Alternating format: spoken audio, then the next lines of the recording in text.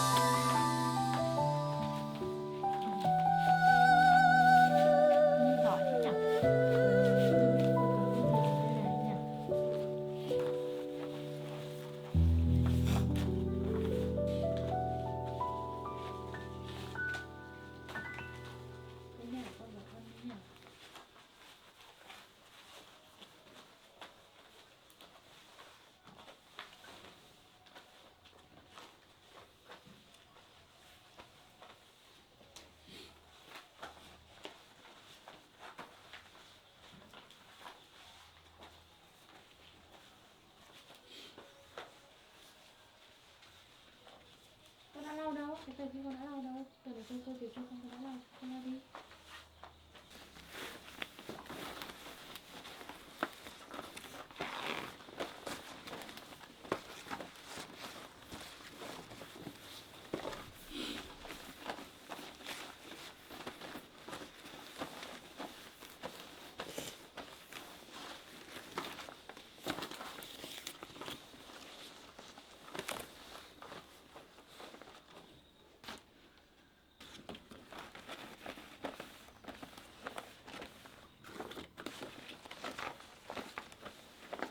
Đấy, con lao đi.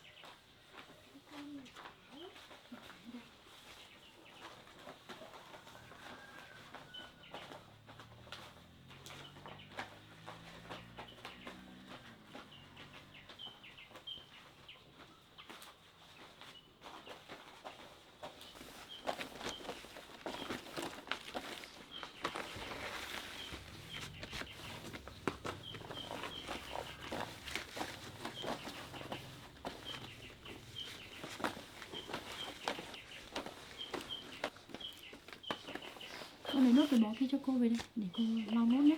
Dạ. Xong rồi mình bắt đầu làm nhé. Dạ. À đây, ở đây.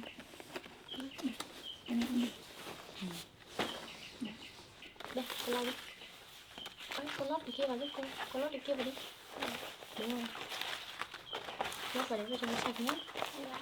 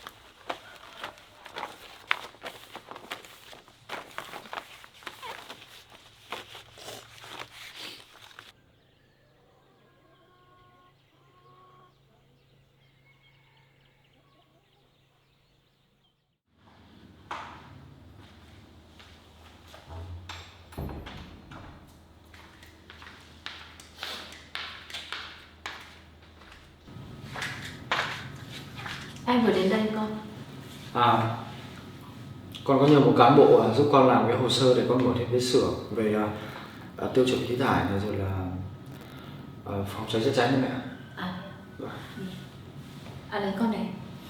Mẹ có khả năng là 1-2 hôm nữa là mẹ đi về quê ngoại. Thì con ở nhà sắp xếp các thứ xong là con nó làm công việc cho mẹ nhé. Tên nhé. Vâng. Khi nào mẹ lên ạ? Có khả năng là vào mùng 2 mẹ lên. Mùng 2 à? Thì con ở nhà xong là con đi mua cho mẹ một ít quà, xong là đi chơi với Diệp để đến đi cho mẹ. Dạ vâng. Thì có gì xong là mẹ sẽ nhắn tin cho con. Dạ vâng. Xong là nói giúp mẹ là Bình Nhi với Diệp sau Tết mùng 2 Tết thì mẹ đi lên chơi. Dạ vâng. Mà sao tự dưng lại về quê ngoại thế ạ mẹ? Cũng lâu rồi mẹ không về. Thì mẹ cũng nói với bố con là Tết này mẹ về quê ngoại chơi. Dạ vâng, thì cũng được. Con sẽ có gì con sẽ mua quà và lên đối diện đi sao? Dạ vâng. Thì Thế con... chính xác là ngày mai ngày kia mẹ về đấy ạ? Ngày kia mẹ đi. Ngày kia đấy ạ? Mà cái này con cũng xin lỗi mẹ, tại vì con cũng bất cẩn quá. Con chưa hỏi rõ quê của mẹ. Thì quê mẹ ở đâu đấy ạ? Quê mẹ ở Hà Tây. Hà Tây à? Thế thì từ đây về đấy là Hà Tây, Hà Nội. Vâng. Thế thì để con bảo cậu Đức chở mẹ về nhé. Thôi, mẹ đặt xe rồi. Con không phải bảo đâu. Bởi vì là trước khi đi thì mẹ đã đặt xe rồi. Con không phải lo. Dạ vâng. Thế ngoài ra ở nhà có cần con phải phụ giúp hay là cái gì nữa không ạ? Thì bố ở nhà đấy thì thỉnh thoảng con về, nếu mà có khách hứa thì con hộ bố. Dạ vâng. Khách rồi các thứ rồi nông nàn công việc. Tết nhất. Dạ vâng ạ. Thì nếu mà con nên thăm Diệp ấy, nếu mà không thì con rủ Diệp với Nhi ra ngoài nhà chơi. Con nghĩ chuyện đấy hơi khó đấy ạ. Thì mẹ cũng nghĩ như vậy, thì thôi thì cứ nói cho Diệp biết, không thì Diệp nên bảo là không mời ra nhà. Đây nhá, bước đầu tiên thì Nhi sẽ cho gạo vào đây. Đó, cho một ít trước thôi, xong mình sa nó ra. Cho một ít đỗ nữa này. Đấy. Cho một miếng thịt như thế này. Đó. Thêm một ít đỗ bên trên nữa. Như thế. Cho một ít gạo vô nữa để cho nó phủ cái lớp này đi ấy. Xong rồi chúng ta sẽ gói vào nhá. Nhìn cô Diệp để tí nữa làm theo nhá. Lâu lắm rồi cô Diệp không làm bánh này rồi đấy.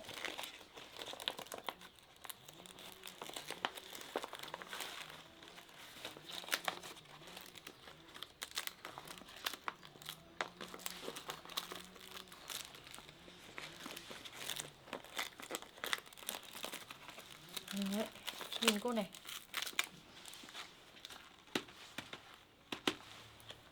Cắt một ít này đi. Này. Mình sẽ gấp thêm một tí này vào nhá. Gấp vào như này. Xong mình sẽ để như này. Cái lá này tươi quá.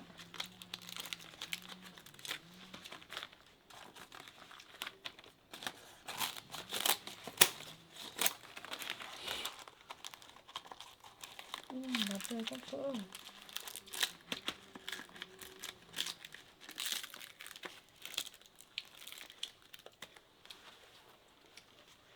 Xong mình sẽ buộc lại như này.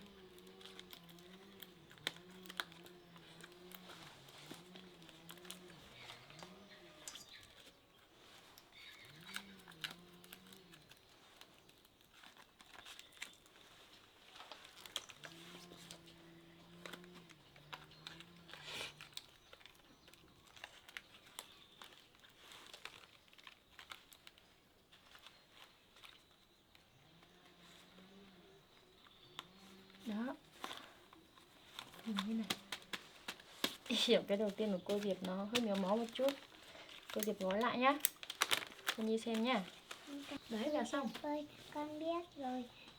Cô Diệp lấy gạo cho con để con làm. Được luôn. Đây nha. Đó. Một ít đỗ nữa này. Đâu, con bỏ tay ra. một miếng thịt nha. Vâng. Nhi biết làm thật chưa? Thật rồi. Thật rồi hả? Đó.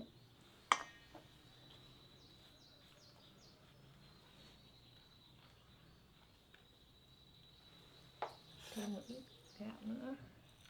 Rồi, con làm đi.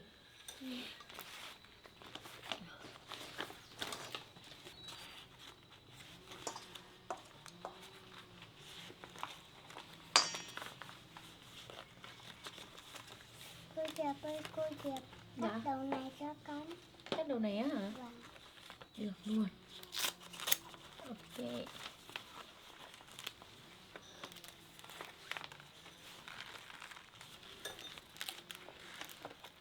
Cắt cả đầu bên này nhé. Cắt cả đầu bên này nữa hả? Cắt như này được chưa? Chưa. Ok nhé. Được chưa? Được rồi. Để con làm đi nhá.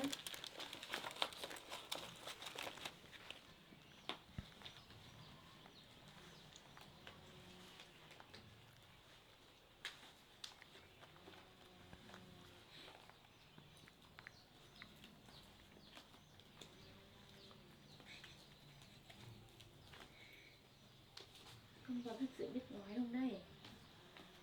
Hả? Nhìn này, nhìn cô Diệp này. Con xoay như này, con cầm hai cái này vào nhau, con uốn như này. Đấy. Đó. Đây. Con sợ qua đây. Đó, đẹp không? Cô Diệp ơi, con không biết bùa, cô Diệp bùa giúp con được không? Được, được đây.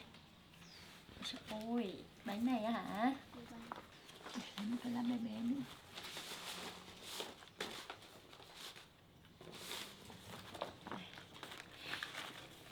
Đây, nhìn này, nhìn cô Diệp này. Vâng. Cái bánh này tí hon này dành cho Nhi à? Dành cho Nhi cái bánh tí hon này nhá. Vâng. Để cô Diệp cho con ăn cái bánh tí hon của con nhé. Được luôn.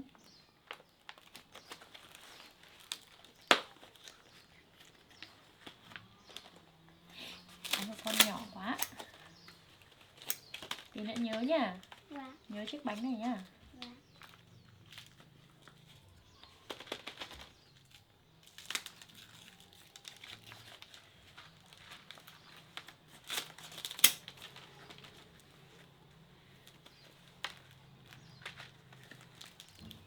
Đưa đây, đưa cho cô.ถ้าcon không biết gói thì con chỉ xem cô Diệp gói thôi nhé. Được, thế con ăn này đi.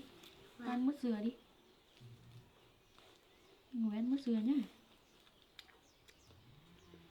Đấy, cái bánh tí hon này dành cho Nhi nhá. Vâng. Cô Diệp ơi, sao cô Diệp làm mất dừa ngon thế? Ngon không? Có. Ngon thì ăn đi.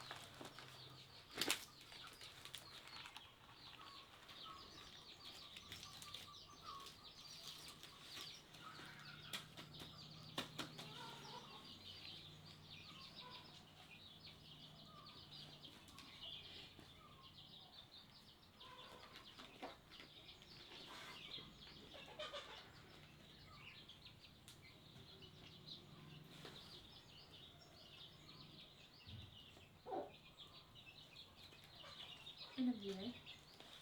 Nhìn cái gì đấy? Hai của cô chia tí được không?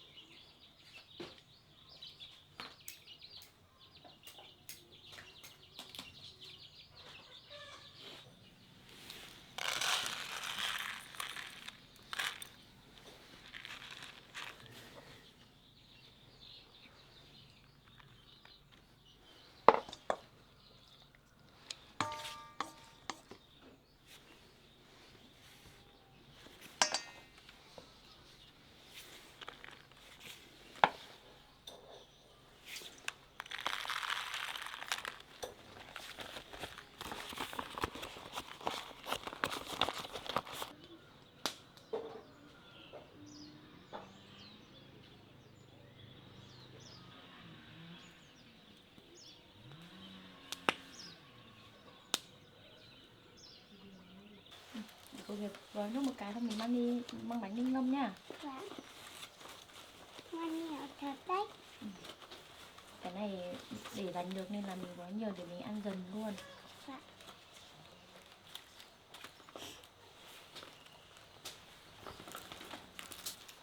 Cô giờ không chơi được con xếp. Xong rồi, đợi một tí nhé. Dạ.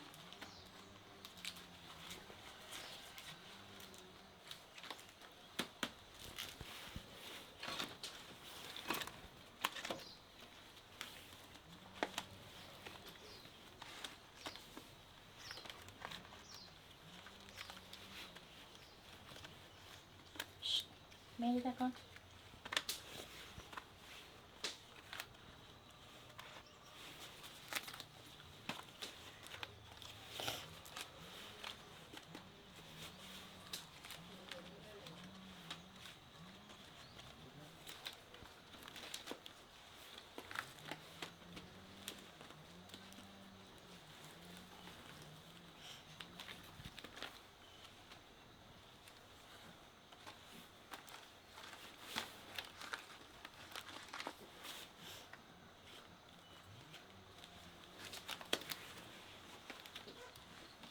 Xong rồi con ơi.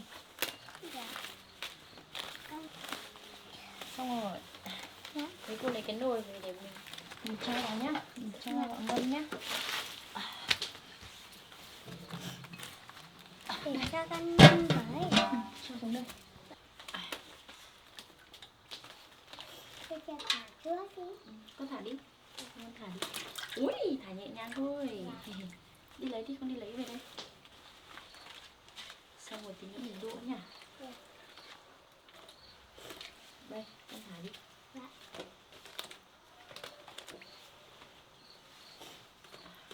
Cho con một cái.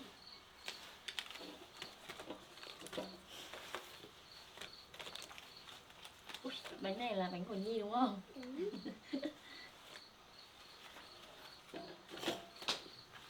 Rồi, chúng ta sẽ chuẩn bị đi. Con thả với. Mình ngâm bánh đã nhá. Dạ. Cô Diệp nhá, thật kia là ngâm bánh nhá.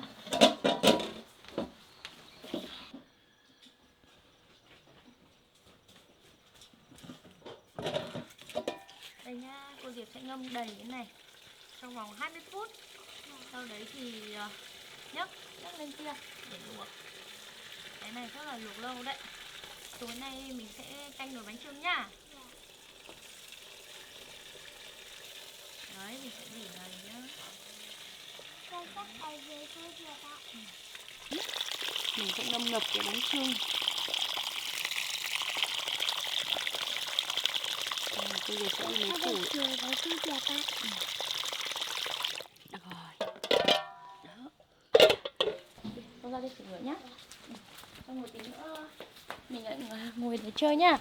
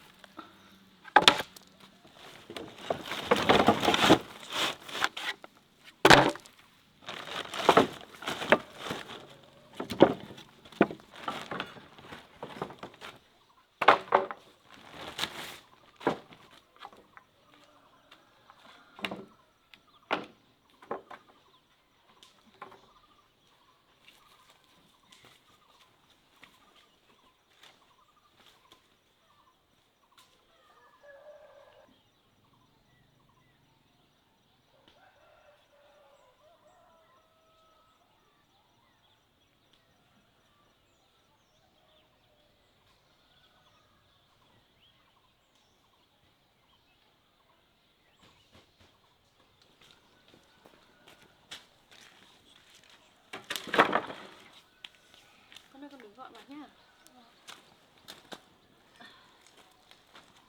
Em đây cho cô Diệp một lấy cặp đi. Đi đây cho cô Diệp một lấy cặp.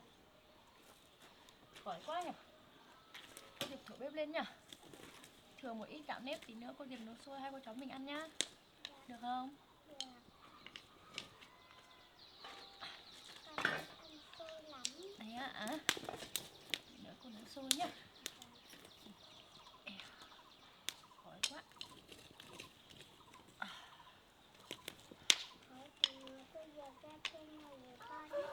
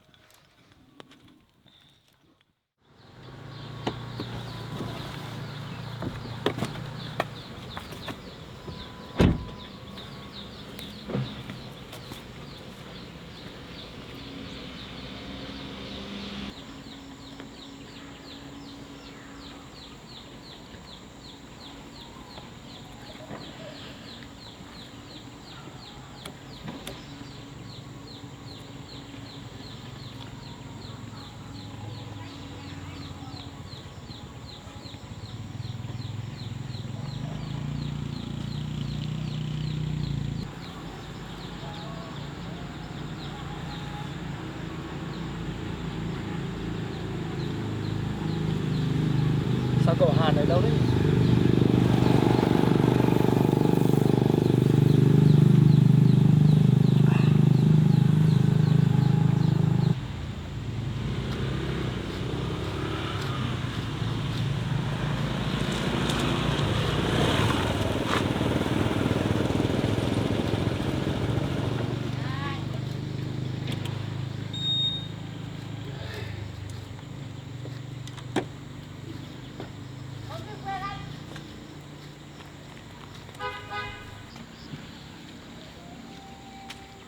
Cậu Diêm để tôi dâu chưa? À đây, cậu Hàn đây rồi. Tôi cũng mới đến được một lúc thôi. Thì như hôm trước chúng ta đã trao đổi với nhau ấy, thì cái chỗ kho bãi mà xưởng mà tôi mở là nó chính là khu vực này. Thì hôm nay tôi muốn gọi cậu đến đây thì cậu hỗ trợ tôi cùng nhau, chúng ta cùng nhau đo đạc lại xem nó có đủ diện tích an toàn để mở xưởng và những cái vị trí sắp tới là tôi đặt như nào. Đây, mời anh qua đây. Chúng ta vào việc luôn. Như anh thấy cái diện tích này của tôi nó là khoảng tầm 50 m. 50 m thuộc chiều dài này ấy. Thì trước tôi cũng ước tính rồi, nó dao động khoảng tầm 35 m. Thì hôm nay cậu đến đây thì chúng ta sẽ cùng nhau đo đạc lại để quy chuẩn lại nó. Rồi thì hôm nay tôi đến mình ra đo luôn. Đất của anh là từ mấy này bảo? Từ đây của cái khe này, từ cái khe này này. Từ cái khe này hôm trước tôi có đo đến cái cây này 5 m rồi. Thì đây chúng ta sẽ đo từ đây. Anh giữ ô tôi. Thước này bao nhiêu mét đấy? Thước này là 15 m.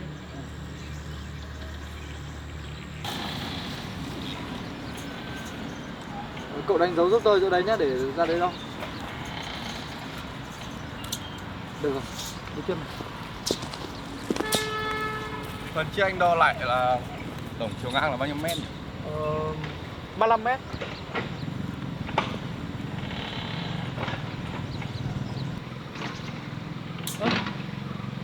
Mà cậu Hàn này, Sao đấy? sao 15 m mà tôi thấy nó ngắn nhỉ? À, cứ nhầm cậu Diêm ạ. Này 5 m thôi. Nhưng mà tôi cứ tưởng 15 m. 5 m. Đấy, 35 m tôi đo rồi đấy. Hôm trước tôi đo qua nhưng mà tôi thực sự đấy. Tôi cho bên này tí. Bên này. Cái chiều ngang mà. Tôi phải chéo sang đây này tí. Đây, tôi cầm cái vòng đấy của tôi. Rồi.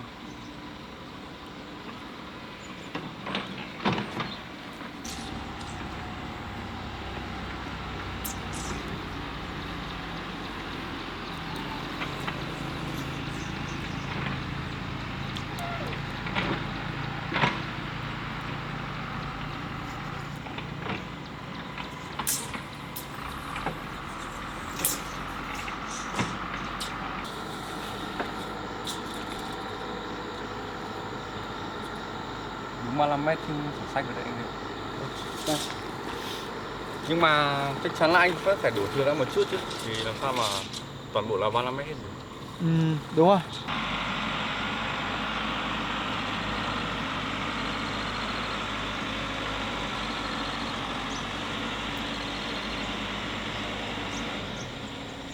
Đấy, tôi cũng đã chia sẻ với anh đấy thì cũng là 35 mét, thì hôm nay anh ra đo thì nó cũng đúng như thế. Anh thông cảm với tôi nhé, tại vì chúng tôi là con người làm việc thực tế ấy, cũng không thể sai sót được. Chúng tôi phải cẩn thận trong những khâu đo đạc như này, mong anh hiểu không? Không có gì đâu, tại vì cái này bắt buộc phải như vậy, bởi vì biết đâu đấy có cái trường hợp như này như kia chẳng hạn, đúng không? Thì các anh làm dựa trên pháp luật các bạn thấy rất là hợp lý. Đấy, thế bây giờ tôi mời anh qua bên. Mời anh theo tôi sang bên này. Cái chiều dài thì hôm trước tôi cũng thông báo cho đồng chí Thành đấy, là tổng là 50 mét. 50 mét. Chúng ta đo được kia vào nhé.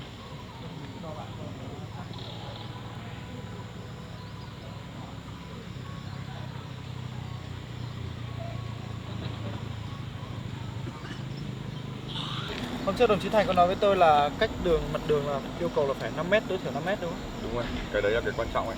Thì chúng ta cứ đo trước xem.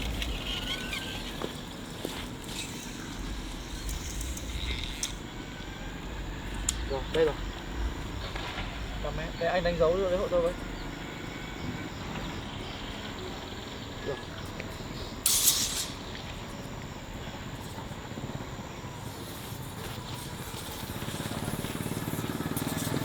Cái đo lệch sang bên này một tí cũng được cho nó đỡ được cái xoăn. Đồng chí Hàn này, mình cứ dịch sang bên này một tí, cột mốc đây rồi, để cho nó né cái xoăn kia ra, thì mình đo đỡ khó ấy. Được rồi. Đây, anh cứ dịch sang này. Đấy, tầm này. Đấy, anh đánh dấu hộ tôi chỗ đấy với. Được rồi, cậu di chuyển đi.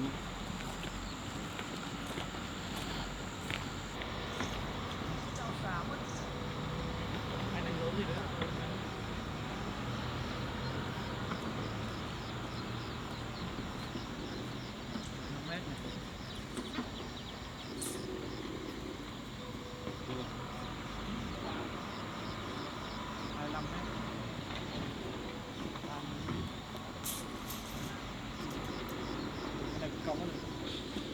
Anh đi sang một chút. Sang bên này.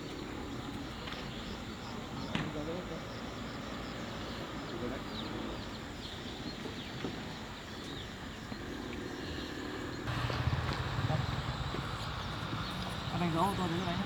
Ok. 45 mét này. Đấy, anh đo đi. Anh kéo nữa đi.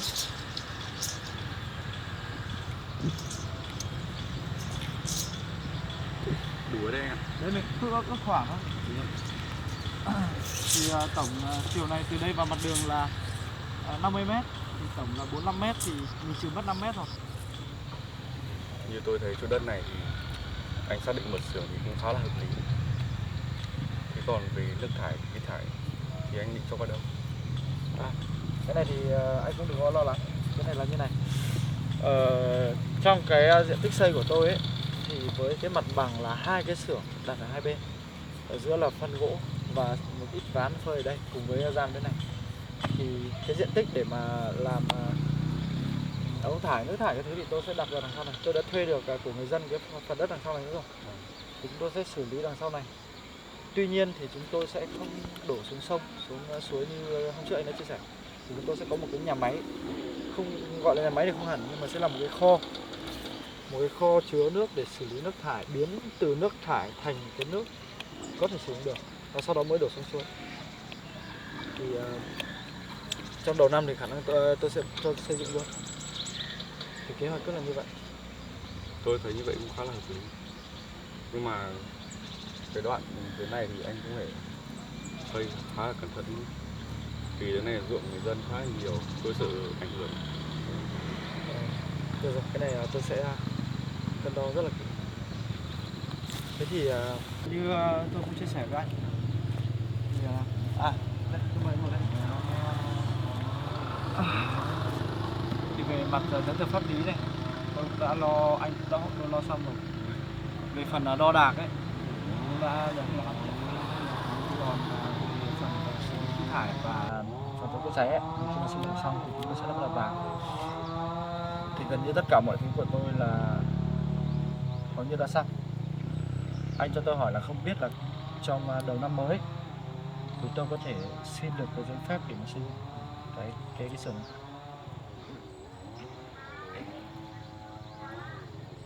Cái này thì giấy tờ của anh thì cũng đầy đủ hết rồi, nhưng mà tôi cũng chưa chắc chắn được đâu. Tại vì sang đầu năm mới có rất là nhiều dự án để làm. Các doanh nghiệp giờ cũng làm khá là nhiều, không phải riêng mỗi anh. Thì có gì phiền anh giúp đỡ tôi hết sức có thể. Nếu mà khi mà tôi khởi công được cái nhà máy này thì cái xưởng này thì chắc chắn tôi sẽ gửi ông một ít, cho nên là hậu tạ. Cái đấy thì bỏ qua anh đi mà. Tại vì đây là công việc của chúng tôi, nhà nước cũng trả lương cho tôi rồi mà. Còn về việc mà anh mở xưởng hay là ở đây hay là ở trên kia thì tôi luôn sẵn sàng giúp đỡ anh hết sức có thể. Vậy thì tôi cứ cảm ơn anh Hàn trước. Thế hiện tại thì lượng gỗ ở xưởng chỗ này thì của anh hay là Cái số gỗ này là của tôi và chúng tôi cũng có giấy tờ khai thác hết rồi. Tại vì gỗ này là gỗ xoan với là gỗ keo ấy, được trong cái phạm vi được phép khai thác. vậy thì anh có thể cho tôi xin phép chụp lại một số hình ảnh ở khu đất này để tôi mang về làm giấy tờ cho anh. Được, anh cứ tự nhiên. Mời anh. Xin phép anh nhé.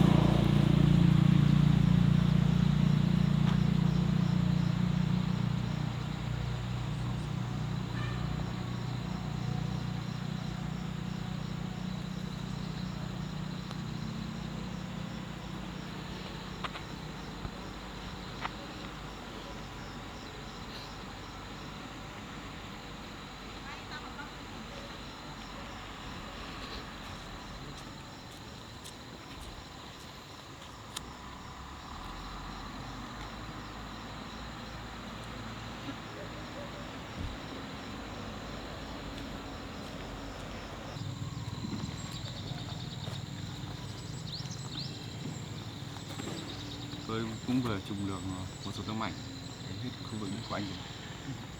Vậy thì chúng ta còn công việc gì nữa không để làm giấy tờ ấy? Tạm thời trước mắt thì cứ như trước. Anh có bận gì không? Nếu không thì tôi mời chúng ta cùng nhau đi vào cái quán tạp hóa đây ngồi uống nước tí. Hiện tại thì cũng đến giờ tôi nghỉ làm. Như vậy thì tôi với anh đi. Vậy thì tôi mời anh uống đi uống nước. Được.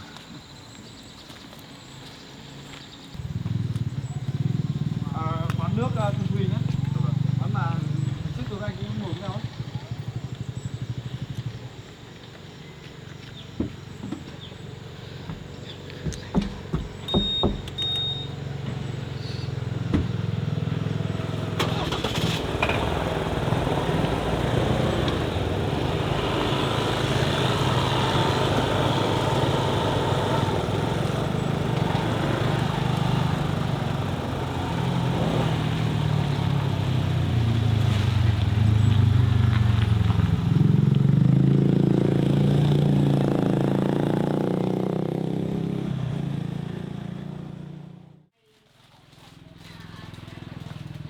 Đây, tôi mời anh. Cảm ơn anh nhé. Mời uống nước nhé. là bị cái gì? Là hôm sau nó để cái cuộn.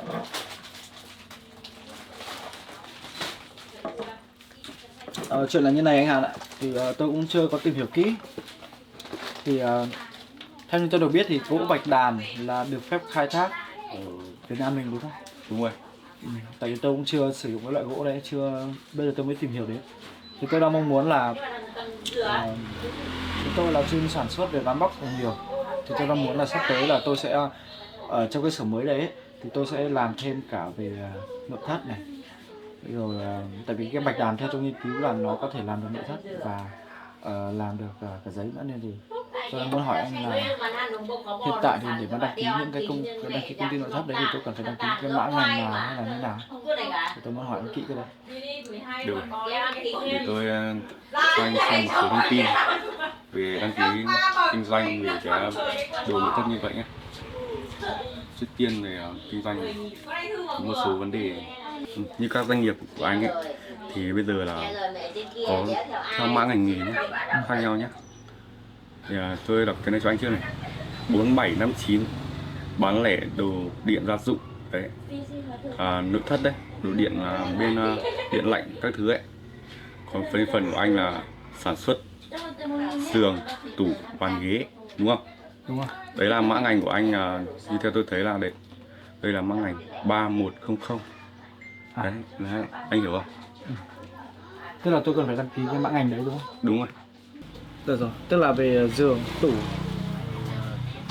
về nội thất các thứ là đây là cái mã ngành đúng không? Đúng rồi. Cái này là được rồi, thì tôi cảm ơn anh. Tôi muốn hỏi ngoài lấy một chút là theo như anh biết ấy, thì hiện tại ở nông thôn của chúng ta ấy, thì trong cái việc vận chuyển gỗ ấy, ở những cái đường bé và nhỏ thì không thể nào vận chuyển bằng những cái xe tải to được. Thì chúng tôi sẽ vận chuyển bằng công nông là chính. Tức là những cái xe công nông anh cũng biết rồi đúng không? Đúng rồi. Thì tôi đang muốn hỏi anh một chút là về luật mới hiện tại ấy, thì công nông có được phép chạy ra ngoài đường lớn hay không, và khi mà chạy hay là chạy những cái giờ hành chính các thứ ấy, thì anh có thể phổ biến cho tôi nghe về cái luật hiện tại không? Tại vì chúng tôi đa phần là toàn trở bằng công nông thôi. Anh đang hỏi về vấn đề công nông đúng không? Ừ đúng không? Công nông thì hiện nay là nhà nước đã cấm toàn bộ. Vì một số lý do là do các thợ cơ khí, đấy là công nông ấy thì không đảm bảo an toàn cho người sử dụng, có thể ảnh hưởng đến tính mạng người bất cứ lúc nào. Cho nên ấy, thì bây giờ ấy, anh muốn vận chuyển gỗ từ trên đồi xuống có thể sử dụng được, và anh cho lên ô tô vận chuyển đến xưởng của anh. Còn công nông thì không dùng được. Với lại nếu mà anh muốn sử dụng thì có thể sử dụng bên trong phạm vi của xưởng anh thôi, còn không được ra được quốc lộ đâu. Tức là hiện tại là cấm toàn bộ trên đường quốc lộ, và chúng ta có thể tức là vẫn lưu động cho người dân vận chuyển ở những cái đường ở đường trên đồi, đường trên nương, trên rừng, trên núi, chứ không được ra đường quốc lộ này. Khi mà đến đường quốc lộ chúng ta sẽ đổ lên trên xe tải để vận chuyển về. Bây giờ tôi hiểu rồi. Thế thì tôi cảm ơn anh. Thực ra là tôi rất là thắc mắc về vấn đề đấy, mà tôi cũng chưa có thời gian để hỏi, tại vì anh biết ở xưởng và gỗ ấy thì hầu như là toàn trên công nông hết. Nếu mà anh có thắc mắc gì về vấn đề xưởng xiếc hay là giấy tờ như nào thì anh cứ bảo tôi biết thì tôi sẽ báo cho anh. Cảm ơn anh nhiều. Tôi sẽ cân nhắc thêm để cải tiến làm thế nào để phù hợp với luật pháp và không vi phạm, để với lại là để đảm bảo an toàn.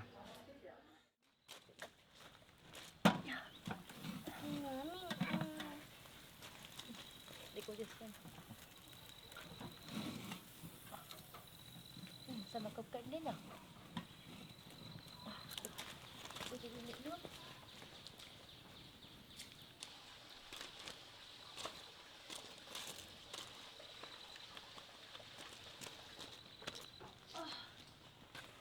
Đưa cho cô đã. Cô xem nào.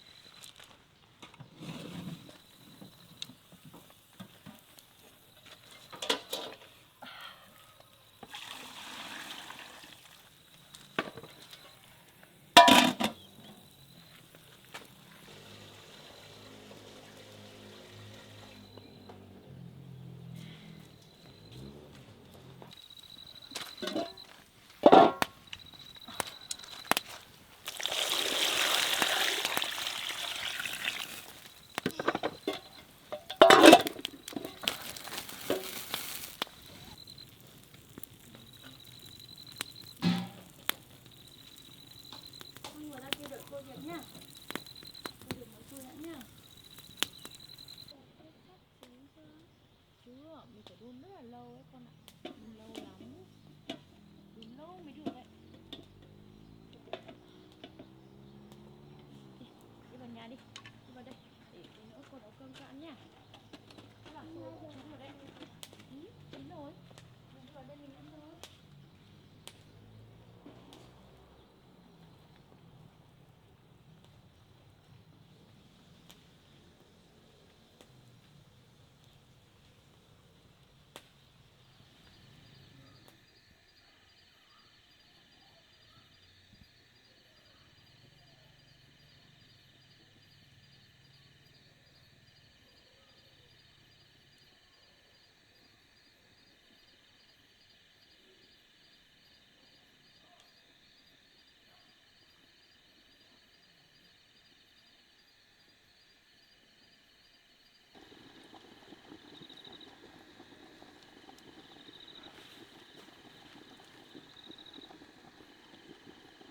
Giờ 10 rồi. Chứ mình phải đun đến 10 giờ mới chín đấy.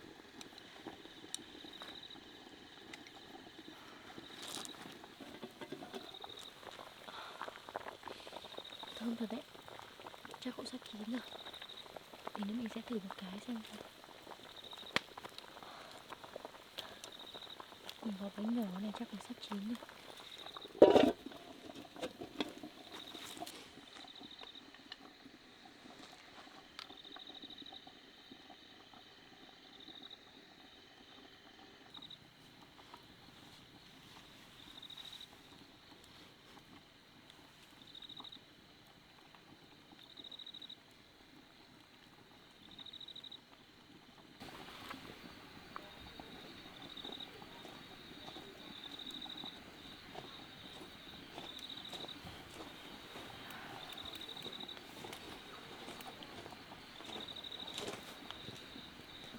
Anh Chưa. Em muốn ạ.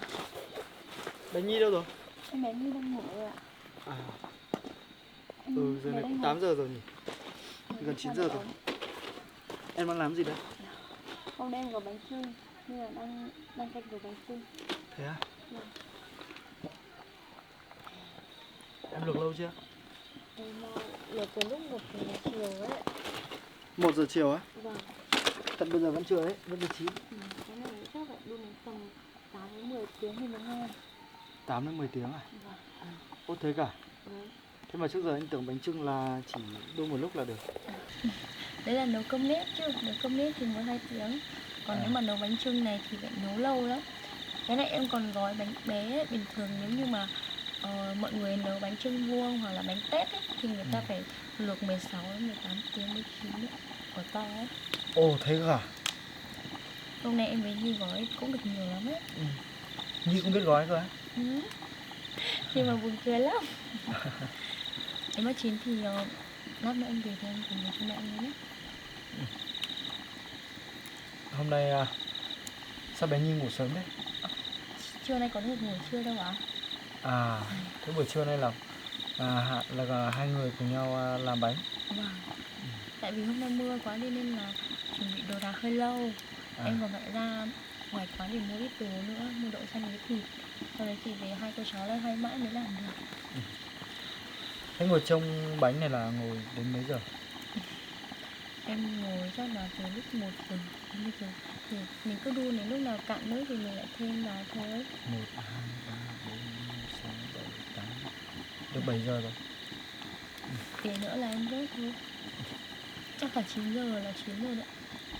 Tí nữa em ăn thử nhé. Mà nhà anh đã sắm Tết gì chưa? Hôm bữa em nghe cô Hiền nói là Tết này cô Hiền về quê ngoại ăn Tết ạ. Đúng rồi. Tết năm nay chắc là mẹ sẽ về quê ăn Tết mùng 1, mùng 2 thì mẹ mới lên. Tại vì nghe mẹ kể là ở bên ngoại hiện tại cũng rất là cần mẹ về để chuẩn bị một nọ các thứ nữa. Nên là chắc là mẹ sẽ về quê ăn Tết. Mà mình có phải ngồi thêm mấy tiếng nữa nhỉ? Chắc là 2 tiếng nữa đấy. 2 tiếng nữa à? À thế thì đi lấy cái dây trắng nữa. Ở góc kia lấy. À mà anh Thêm ơi, hôm nay anh làm việc cũng mệt rồi thì hay là anh về nhà nghỉ ngơi chút đi. Hôm mình em trông cũng được mà. Anh phải góp tí công sức vào thì ăn bánh anh mới cảm thấy mới cảm thấy ngon. Với lại Anh ngồi trong đây này. không sao, anh ngồi đấy cũng được. Ngồi đấy gần lửa quá, sợ tí nữa nóng ấy. Cái ghế này ngồi thoải mái.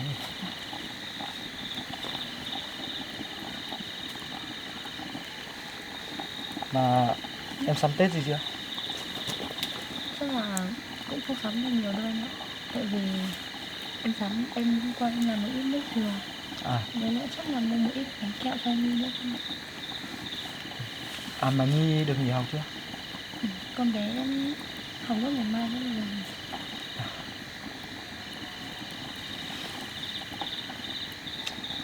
Hay là Tết này mình đi chơi đi. Đi chơi ấy hả? Để em xem thế nào đã nhé. Vậy thì chờ thời tiết nữa. Nhưng mà cũng nhiều đi. Mưa nó nữa. Tại vì anh đã tự hứa với lòng rằng phải đi cùng em một chuyến. Chúng ta sẽ đi chơi khắp tỉnh, những cái tỉnh Tây Bắc, để chúng ta có một cái kỷ niệm. Em nghe anh nói mà như vậy là mình sát xa nhau ấy. Mình đâu nhất thiết phải đi đây đi đó thì mới có kỷ niệm đâu. Kỷ niệm lúc nào cũng ở đây mà. Mình ở bên nhau cũng là có rất nhiều kỷ niệm rồi. Với lại mỗi lần anh nói như thế em lại thấy sao sao ấy. Có sao đâu. Thì anh thấy bình thường các cặp đôi yêu nhau này, người ta cũng hay đi chơi với nhau mà. Nó có những cái rất là vui. Với lại Tết thì cũng không có gì làm ấy. Anh đang tính là nếu được thì chúng ta đi với nhau một chuyến, để đi chơi thôi. Đấy, nó chỉ thế thôi. Em xem thế nào. Cho cả bé Nhi đi nữa. Để em suy nghĩ.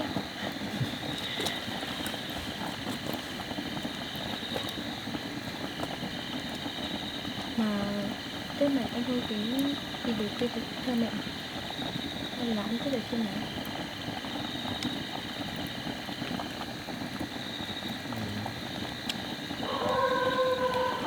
Mà quê của mẹ anh ở đâu ấy?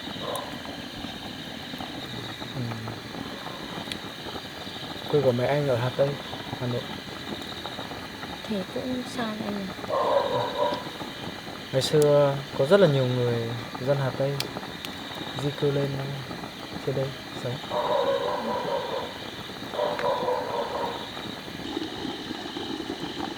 Anh có chuyện gì à? Em cứ thấy khuôn mặt anh sao sao ấy. Hay là hôm trước anh và bố anh lại cãi nhau à? Không phải đâu. Chẳng qua đợt này cuối năm công việc anh rất là bận. Anh phải chạy đi chạy lại rất là nhiều. Với lại có một số chuyện gây áp lực rất là lớn cho anh. Anh không biết bản thân của mình có thể chịu đựng nổi được không nữa.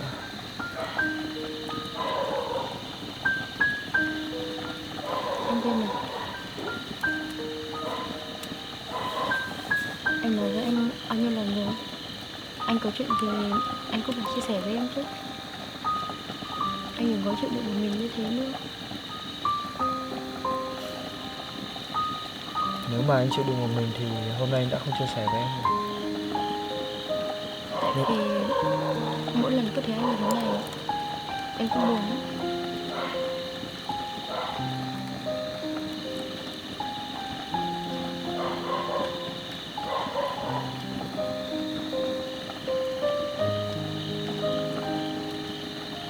Thế con hỏi mẹ cái này, nếu lỡ mà có xét nghiệm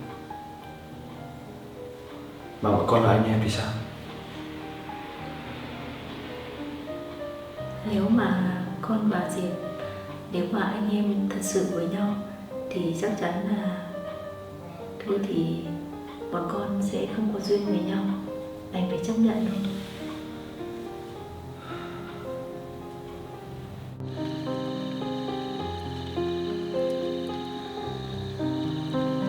Anh khóc đi à?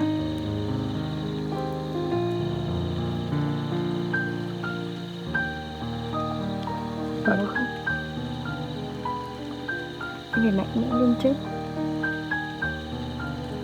Anh còn có em, có em Nhi, với cả có mẹ nữa.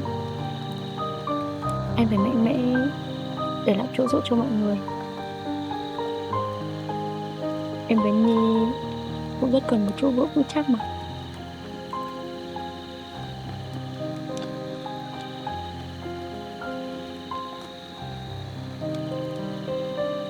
Nếu mà có chuyện gì anh cứ nói với em nhé.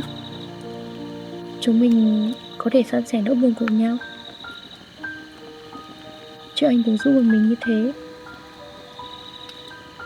Em nhìn thấy anh buồn, em cũng đau lòng lắm.